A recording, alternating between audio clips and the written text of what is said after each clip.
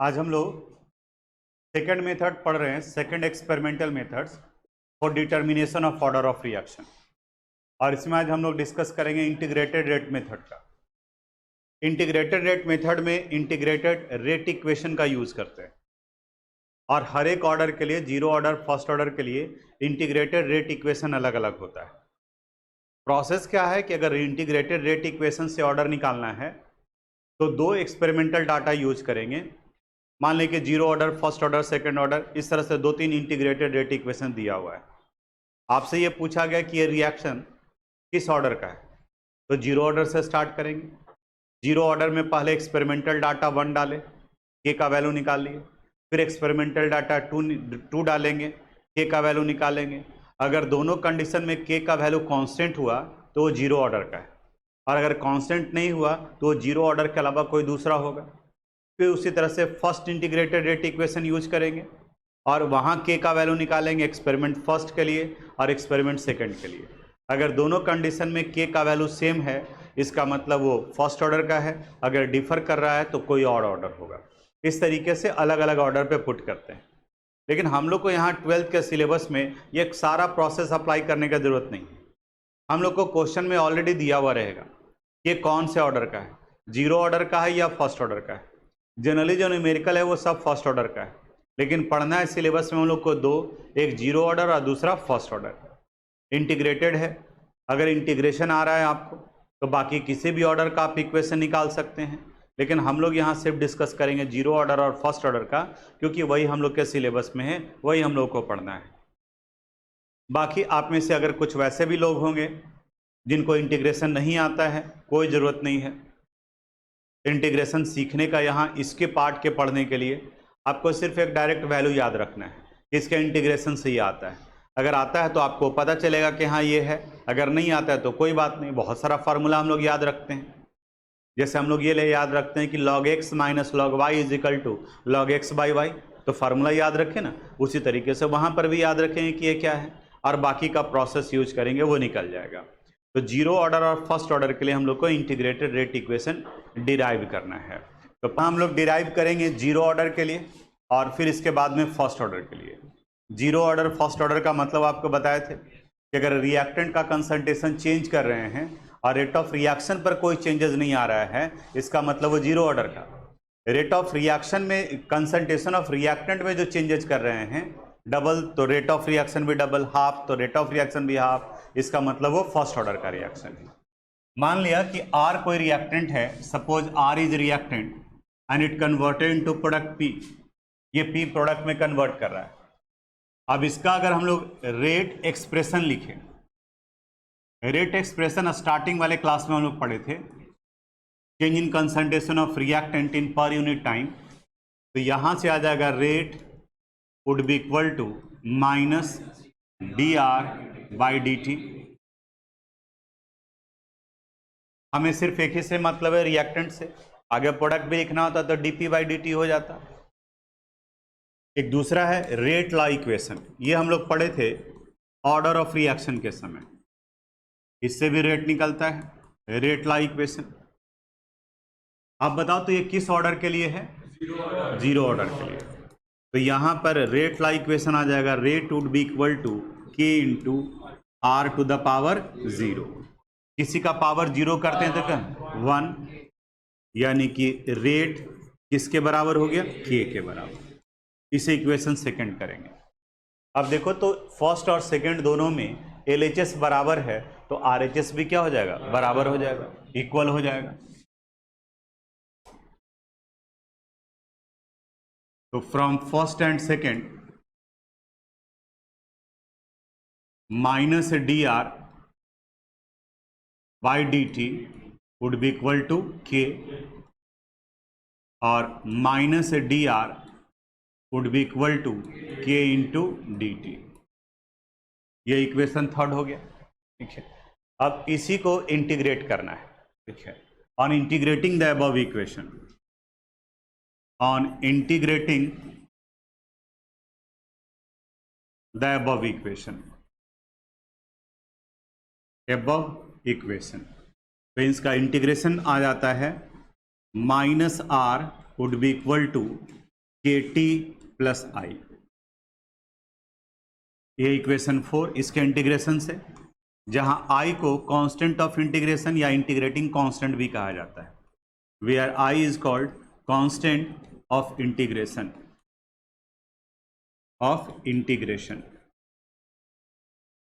बोलो यहां तक में कोई दिक्कत? अब अगर आपको आ रहा है इंटीग्रेशन तो इसको करोगे तो ये वैल्यू आएगा सॉल्व करने पर, और नहीं आ रहा है तो बस ये वैल्यू आपको याद रखना है, इसके इंटीग्रेशन से ही आता है। अब R क्या है? Concentration of reactant left after time t, इस समय के बाद में जो बचा रहता है। अगर जब कभी भी आप केमिकल रिएक्शन स्टार्ट करने जा रहे होते हैं तो उस वक्त में t का वैल्यू 0 होता है, यानी t रिएक्शन के टाइम को रिप्रेजेंट करता है। तो आप रिएक्शन स्टार्ट करने ही जा रहे हैं तो रिएक्शन हुआ कितने देर? 0। उस वक्त में रिएक्टेंट का कंसंट्रेशन मैक्सिमम होता है और उसे R0 से रिप्रेजेंट किया जाता है। यानी कि इस जगह पर एक कंडीशन डालेंगे, if t is equal to 0 then concentration of R it would be equal to R0, ये R0 के बराबर होगा। अब t और R दोनों के वैल्यू को इस इक्वेशन 3 में पुट करते हैं, तो देखो तो जहां R है उसकी जगह पर क्या लिखा जाएगा? R0, और जहां t है उसकी जगह पर T0, t की जगह पर 0 0। तो देखो यहां क्या लिखेंगे? Minus R0 would be equal to k into 0 plus क्या आ गया? I minus R0 would be equal to I, ये इक्वेशन 4 हो गया, यानी I का वैल्यू माइनस R0 के बराबर। On putting the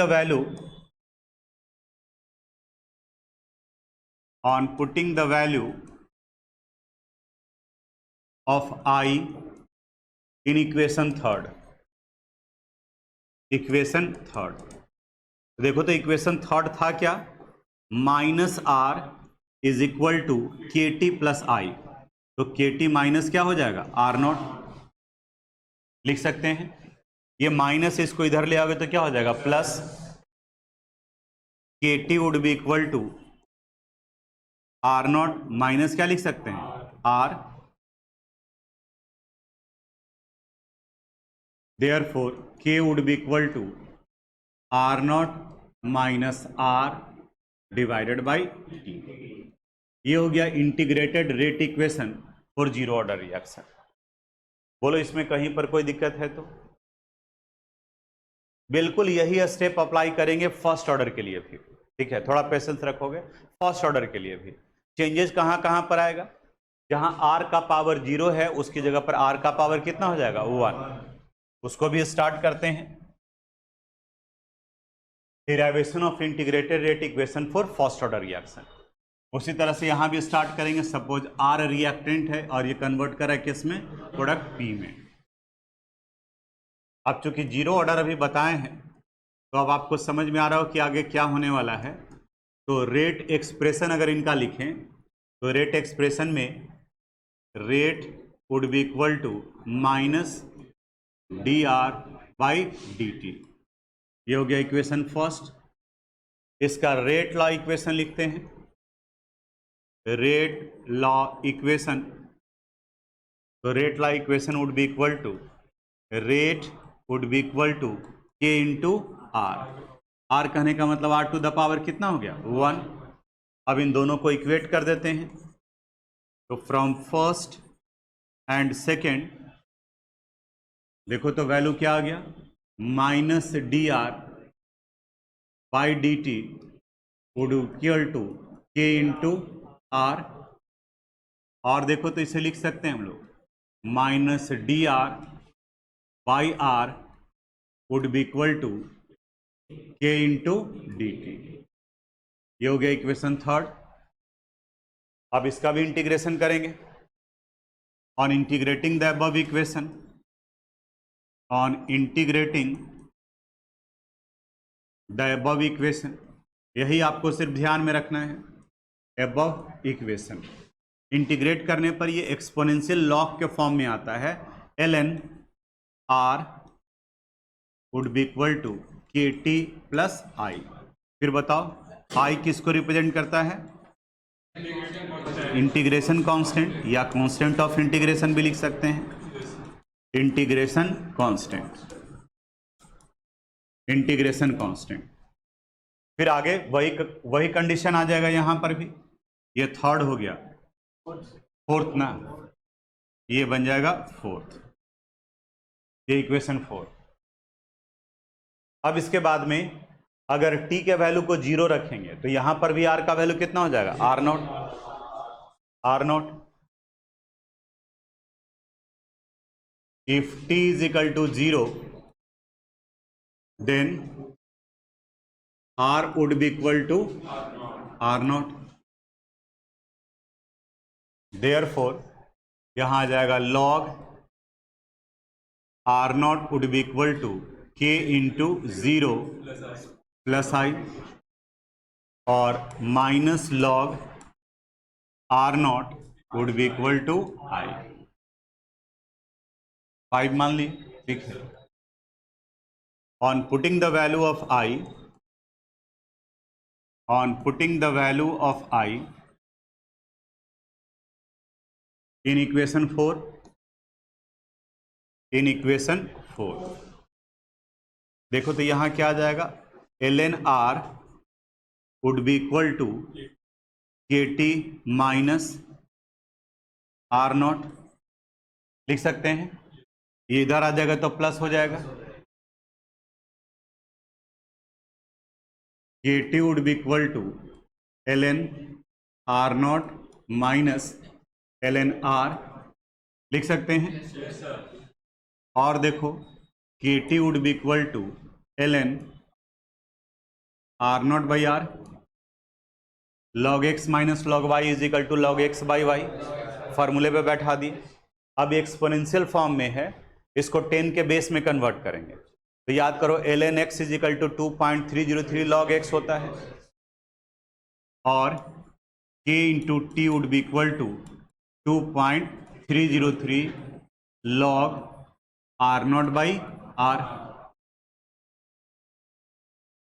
Therefore k would be equal to 2.303 by t log r naught by r। ये हो गया इंटीग्रेटेड रेट इक्वेशन, कौन से ऑर्डर का, फर्स्ट ऑर्डर का। हमें सिलेबस में सिर्फ 0 ऑर्डर और फर्स्ट ऑर्डर पढ़ना है, इसी का डिराइवेशन है। लेकिन इतने डिस्कशन से आपको आइडिया लग गया होगा कि अगर हमें इंटीग्रेशन आता है तो किसी भी ऑर्डर का निकाल सकते हैं। जैसे अगर सेकंड ऑर्डर होता तो सेकंड ऑर्डर होता तो इस जगह पर रेट ला इक्वेशन में k into r to the power क्या होता है 2, r टू द पावर 2, तो यहाँ पे minus d r by r to the power 2, इसका इंटीग्रेशन करते और फिर जो वैल्यू होता उसको पुट कर देते वहां पर। लेकिन हम लोग को पढ़ना है सिर्फ 0 ऑर्डर और फर्स्ट ऑर्डर, इसलिए हम 0 ऑर्डर और फर्स्ट ऑर्डर ही डिस्कस किए हैं। अब यहाँ पर कौन क्या है, 0 ऑर्डर में भी यूज हुआ है, फर्स्ट ऑर्डर में भी यूज हुआ है, उसको एक बार फिर से लिख लेते हैं। वेयर के रिप्रेजेंट करता है रेट कांस्टेंट को, रेट कांस्टेंट। ये ऑर्डर ऑफ रिएक्शन में भी पढ़े हम लोग।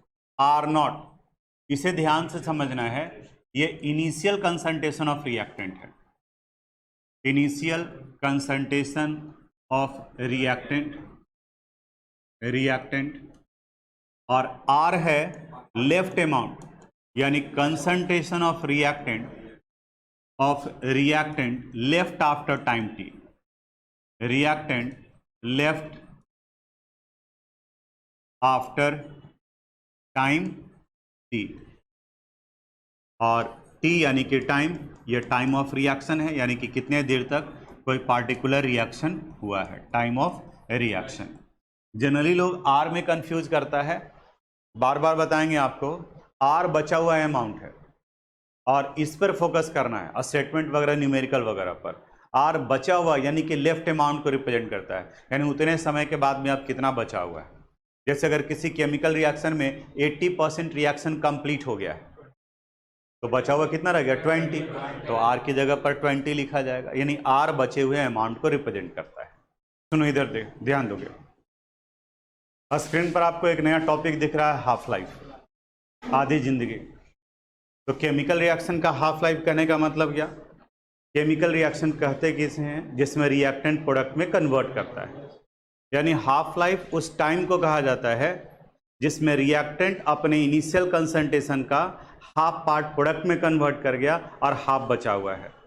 The time in which the concentration of reactant become half of its initial concentration, यानी जितने समय में कोई भी रिएक्टेंट अपने इनिशियल कंसंट्रेशन का हाफ बचा हुआ है, हाफ बचा हुआ यानी कि हाफ किस में कन्वर्ट करेगा, प्रोडक्ट में, उसे हाफ लाइफ कहा जाएगा।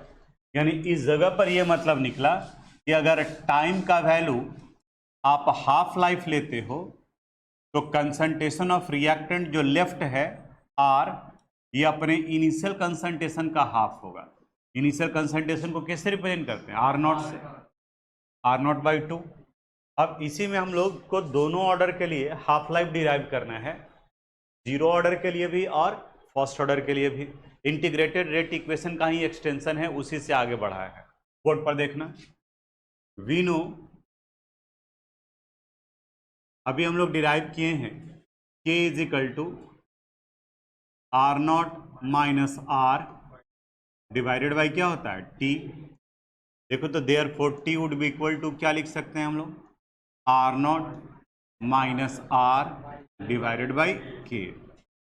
अब यहाँ पर कंडीशन डाल देते हैं, अगर टाइम को हम लोग t हाफ कर दें तो आप बताना r कितने के बराबर हो जाएगा, आर नॉट बाई 2, यानी कि वो टाइम जिसमें इनिशियल कंसंट्रेशन का हाफ बचा हुआ है उसी को हाफ लाइफ कहा जाता है। अब इन दोनों वैल्यू को यहाँ पुट कर देते हैं, यानी जहाँ t है उसकी जगह पर t हाफ, तो जहाँ r है उसकी जगह पर आर नॉट बाई 2। तो यहाँ ये आ जाएगा t half would be equal to r naught minus r naught by 2 divided by k। यहाँ जरा सोच के बताना, तो r naught minus r naught by 2 कितने के बराबर होगा, r naught by 2। 1 minus 1 by 2 कितने के बराबर, 1 बाई 2 के बराबर, यानी it would be equal to r naught by 2 by k, यानी फाइनल आ गया t half would be equal to r naught by 2 k. ये हाफ लाइफ डिराइव हो गया किस ऑर्डर के लिए, जीरो ऑर्डर के, जीरो ऑर्डर के लिए। यही कंसेप्ट फिर अप्लाई करेंगे हम लोग half life for first order reaction के लिए। अब फर्स्ट ऑर्डर रिएक्शन के लिए देखो यहाँ कंसेप्ट सारा वही रहेगा। We know k is equal to relation क्या आया था, 2.303 by t log r naught by r.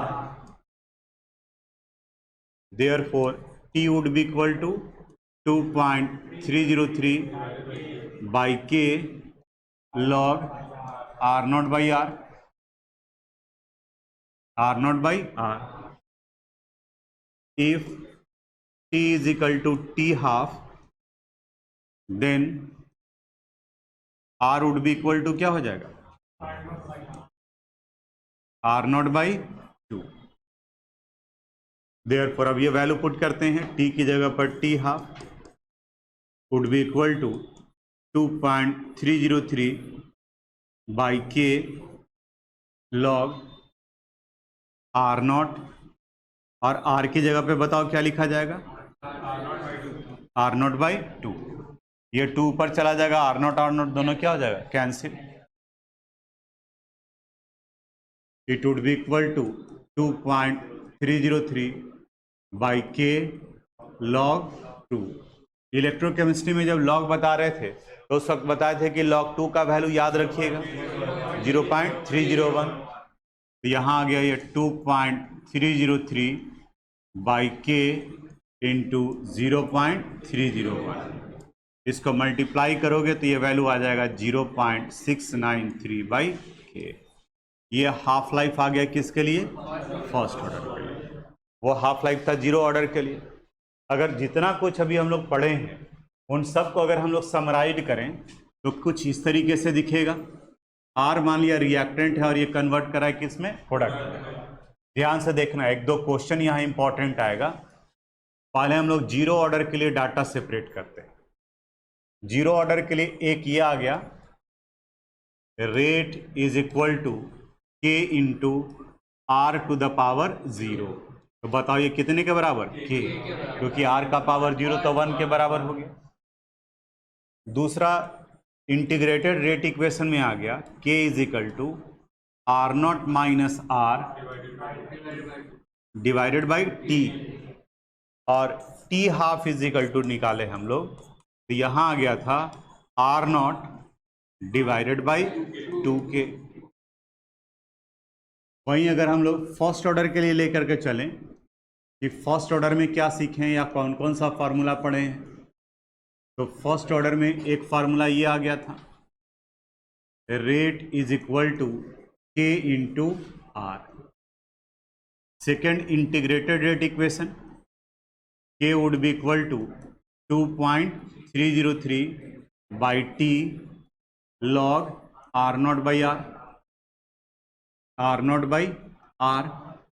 और तीसरा half life t half it is equal to 2.303 by k log. तो पूरा डिटेल लिखने का क्या जरूरत है, हम लोग डायरेक्ट जो वैल्यू आया है उसको लिख देते हैं। T half would be equal to 0.693 divided by k, ये आया था। अब दोनों में से क्वेश्चन क्या पूछता है जो कई बार में और स्टूडेंट कंफ्यूज करके गलती करता है। आंसर यहीं बोर्ड पर लिखा हुआ है, इसलिए आंसर देने के पहले ध्यान से सुनोगे कि क्वेश्चन क्या कहा जा रहा है। क्वेश्चन कह रहा है the rate of a chemical reaction not depends on the concentration of reactant, it obey which order of kinetics. फिर से सुनो, ध्यान से सुने नहीं, यहां करा rate of A reaction not depends on the concentration of reactant, it is of which order, zero order. Zero order का रेट कंसंट्रेशन पर डिपेंड नहीं कर रहा है। दूसरा क्वेश्चन कर रहा है the half life of a chemical reaction not depends on the concentration of reactant, it is of which order, first order. यानी फर्स्ट ऑर्डर का हाफ लाइफ डिपेंड नहीं करता है, जीरो ऑर्डर का तो करता है, आर है यहां पर। तो जनरली स्टूडेंट क्या करता है, ये रेडियो एक्टिव सब्सटेंस का या हाफ लाइफ का पूछता है तो उसके दिमाग में आता है कि अच्छा कंसंट्रेशन ऑफ रिएक्टेंट पर डिपेंड नहीं कर रहा है, इसका मतलब वो जीरो ऑर्डर का है, और जीरो ऑर्डर टिक लगा करके आगे बढ़ जाता है। क्या पूछा जा रहा है वो ध्यान देना, रेट अगर पूछा जा रहा है तब वो जीरो ऑर्डर का, लेकिन हाफ लाइफ जब पूछा जा रहा है तब वो फर्स्ट ऑर्डर का। रेडियो एक्टिव सब्सटेंस हमेशा फर्स्ट ऑर्डर काइनेटिक्स को फॉलो करता है, इसीलिए रेडियो एक्टिव सब्सटेंस का हाफ लाइफ अगर जो है वो बिल्कुल फिक्स है। चाहे आप 10 ग्राम रेडियो एक्टिव सब्सटेंस लें, चाहे 20 किलोग्राम रेडियो एक्टिव सब्सटेंस लें, उतने समय के बाद में उसका हाफ डिसइंटीग्रेट कर जाएगा और हाफ बचा रहेगा। रेडियो एक्टिव सब्सटेंस या फर्स्ट ऑर्डर काइनेटिक्स को फॉलो करने वाले का कंप्लीट लाइफ इनफाइनाइट होता है। इसको समझो, जैसे अगर आप 100 ग्राम से स्टार्ट कर रहे हैं और हाफ लाइफ 10 ईयर्स है, तो 100 से स्टार्ट किए तो 10 ईयर्स के बाद में कितना बचा रहेगा, 50 कन्वर्ट कर गया। नेक्स्ट 10 ईयर्स के बाद में जो बचा हुआ 50 है उसका 50 बचा रहेगा, यानी कितना बचा रहेगा, 25, फिर 12.5, फिर 6.25, ऐसे करते करते अगर 0.001 है तो फिर 10 ईयर्स के बाद में कितना बचा रहेगा, 0.0005। तो समझ रहे हो कि ये कभी खत्म ही नहीं होगा, ये हाफ होता चला जाएगा। इसलिए फर्स्ट ऑर्डर रिएक्शन का कंप्लीट लाइफ इनफाइनाइट माना जाता है, वो कभी खत्म ही नहीं होंगे। रेडियो एक्टिव सब्सटेंस हैं, उनके साथ में सबसे बड़ा प्रॉब्लम यही है कि अगर उनको कहीं डिस्पोज किया गया तो रेडिएशन इनफाइनाइट टाइम तक निकलते रहेंगे, वो कभी खत्म नहीं होगा। हाँ, अमाउंट घटता जा रहा है, तो अमाउंट घटता जा रहा है रेडियो एक्टिव सब्सटेंस का, तो उसका तो इम्पैक्ट पड़ेगा, लेकिन आप जीरो रेडिएशन नहीं कर सकते हैं कि कभी ऐसा भी कंडीशन आएगा। कहा जाता है हिरोशिमा नागासाकी में वर्ल्ड वार के समय में बम पटका गया था, उसका रेडिएशन इन्वॉल्वमेंट में अभी भी है, क्योंकि उसका कंप्लीट लाइफ तो इनफाइनाइट होगा। ठीक है, तो बाकी इसको कॉपी कीजिए, फिर अब न्यूमेरिकल बचा हुआ है उस पर आएंगे हम लोग। थैंक्स।